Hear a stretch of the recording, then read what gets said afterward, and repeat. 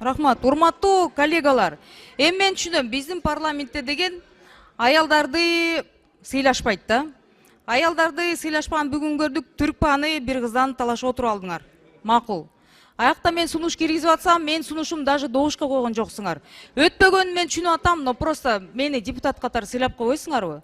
Анча-мынча депутаттарга караганда мен деле добушум өйдөрөөк болот. Зачем вот так унижать?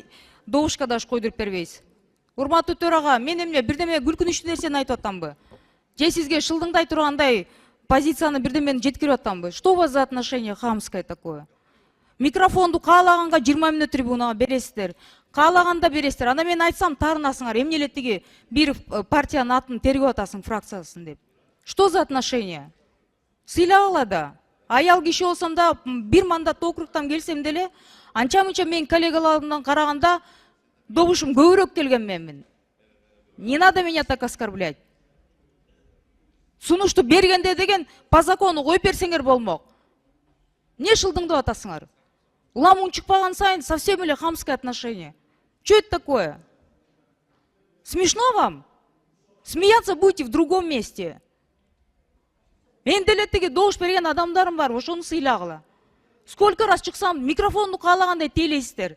Ушуну президент көрүп атса, сиздин шефиңиз көрүп атса, ошого жеткирип койгула. Нельзя так относиться к депутатам. Я не с улицы пришла.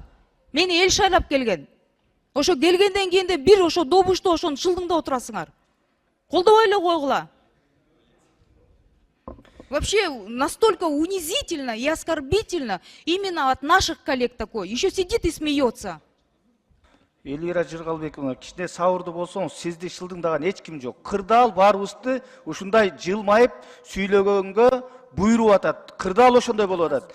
Бул жерде эмне ыйлайлып анан кийин.